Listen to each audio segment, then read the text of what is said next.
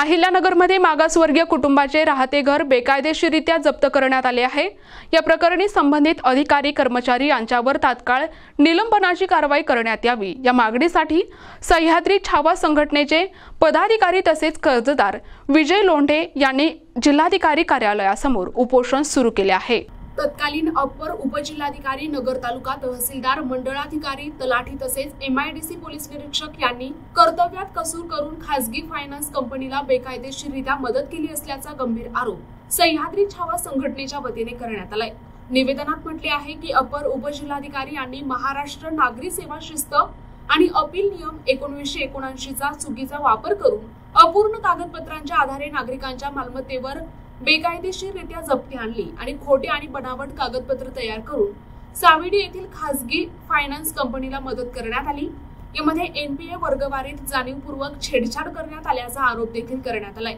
Finance कंपनीने RBIच्या कायदेशीर तरतुदीचा भंग करत चुकीच्या पद्धतीने कर्ज वसुली केली असा संघटनेचा दावा आहे। याशिवाय कर्जदार विजय लोंढे यांना पंतप्रधान आवास योजनेतून 2,67,000 रुपये मिळतील असे खोटे आश्वासन दिले गेले, मात्र सदर योजना 2 ते 4 वर्षांपूर्वीच बंद झाली होती। परिणामी लोंढे यांना प्रचंड आर्थिक फटका बसला आहे। यावेळी संघटनेचे प्रदेश कार्याध्यक्ष रावसाहेब काळे आणि जिल्हाध्यक्ष विनोद साळवे यांनी प्रतिक्रिया देताना सांगितले की या बेकायदेशीर कारभारामुळे मागासवर्गीय कुटुंब अक्षरशः रस्त्यावर आले आहे।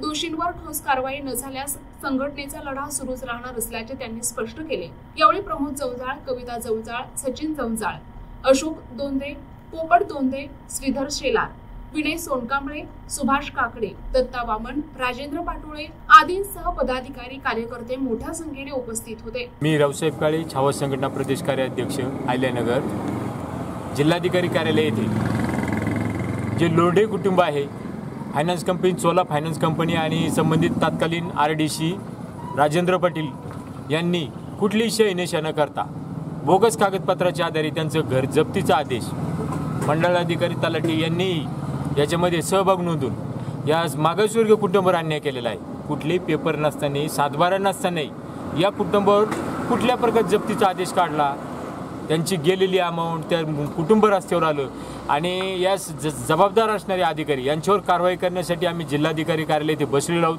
संबंधित अधिकाऱ्याची होती कारवाई आणि यांना न्याय भेटणार नाही, त्यांच्या घराची पूर्णपणे जे आहे जे हप्ते भरलेले आहेत याचा जो लेखाजोखा पूर्ण हा भेटत नाही तोपर्यंत आमचं हे उपोषण चालू राहणार नाही। जय हिंद, जय महाराष्ट्र। जिल्हाधिकारी छावा संघटना आज 26/9/2025 रोजी आम्ही जिल्हाधिकारी कार्यालय अहिल्यानगर येथे माननीय रावसाहेबजी काळे पाटील प्रदेश कार्याध्यक्ष छावा संघटना यांच्या नेतृत्वाखाली आमरण उपोषणाला बसलेलो आहोत। पाठीमाग आम्ही उपोषण केलं होतं। चोलामंडळ फायनान्सने लोंढे यांच्या घरावर बेकायदेशीर ताबा घेऊन यांनी ज्या रकमा वगैरे भरल्या ते कोणत्याही त्यांनी हिशोबात न धरता आडीतोडीच्या व्याजदर लावून त्यांचं घर बेकायदेशीरपणे ताब्यात घेतलेलं आहे। हे फक्त मागासवर्गीय असल्यामुळे यांच्यावर हे सगळ्या प्रकारचे ते करत आहेत।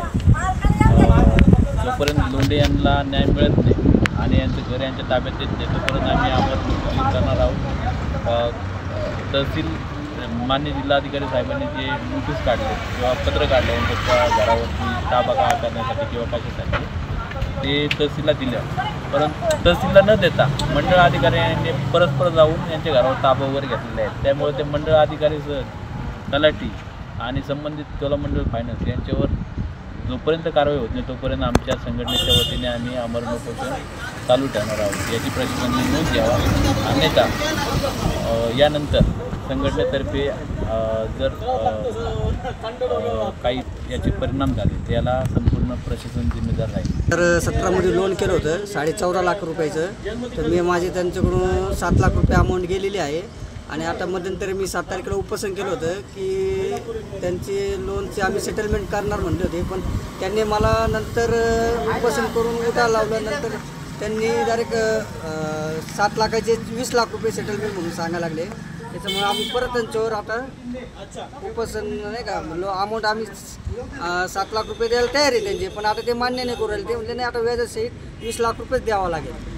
तर त्यासाठी आम्ही इथं परत उपोषणाला बसलो आहे. ते लोंढे कुटुंबावर जिल्हाधिकारी कार्यालय अहमदनगर या ठिकाणी एक मागासवर्गीय आमचे मित्र विजय एकनाथ लोंढे या ठिकाणी आमरण उपोषणासाठी बसलेले आहे.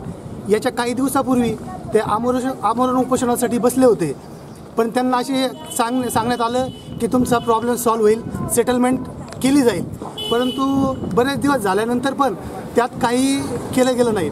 आता मला नगर शहरवासियांना एक सांगायचं आहे की बिल्डर आणि बँक हे मिळून असे संगणमताने कारभार करतात की बिल्डर कम्प्लिशन हे बांधण्याचे पहिलेच घेतोय.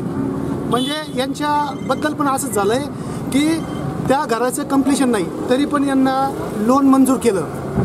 लोन मंजूर केलं यांनी कोरोना काळात कसं बसं ते फेडण्याचा प्रयत्न केला. 12 लाख रुपये त्यांनी लोन फेडलं, परंतु त्यांच्यावर परत 20 लाख रुपये लोन टाकण्यात आलं. मागच्याच काही दिवसापूर्वी कलेक्टर साहेबांना भेटून त्यांनी निवेदन दिलं, या ठिकाणी उपोषण केलं, म्हटले सेटलमेंट करण्यात येईल, परंतु परत सांगितलं की तुम्हाला 20 लाख रुपये द्यावा लागतील. आता त्या घराची जर प्राईस आपण पाहिलं तर नव नागपूरमध्ये आहे, दुसऱ्या मजल्यावर आहे, जुनं आहे आणि सेकंड फ्लोअर आहे. त्याची किंमत 6-7 लाख रुपये आहे. आता या गरीब माणसाने ते फेडायचं कसं?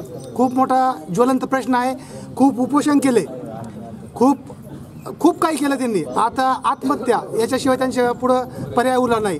त्याच्या पहिले ते आता आम्हाला हे सांगतात की काहीतरी पर्याय निघेल, यासाठी आमरण उपोषणासाठी आज ते या ठिकाणी बसलेले आहे. जिल्हाधिकाऱ्यांना आणि सर्व प्रशासनाला आणि बिल्डर लोकांना मला हेच सांगायचं आहे, आणि खास करून ज्या बँकेने त्यांना लोन दिलं आहे छोला फायनान्स, त्या छोला फायनान्सला पण मला हे सांगायचं आहे, जर यांच्याबरोबर काही दुर्दैवी घटना घडली तर त्याचे जिम्मेदार हे कलेक्टर ऑफिसचे कलेक्टर साहेब आणि छोला फायनान्सचे जे संबंधित अधिकारी आहेत ते असतील. प्रतिनिधी मुकुंद भट, NTV न्यूज मराठी, अहिल्यानगर.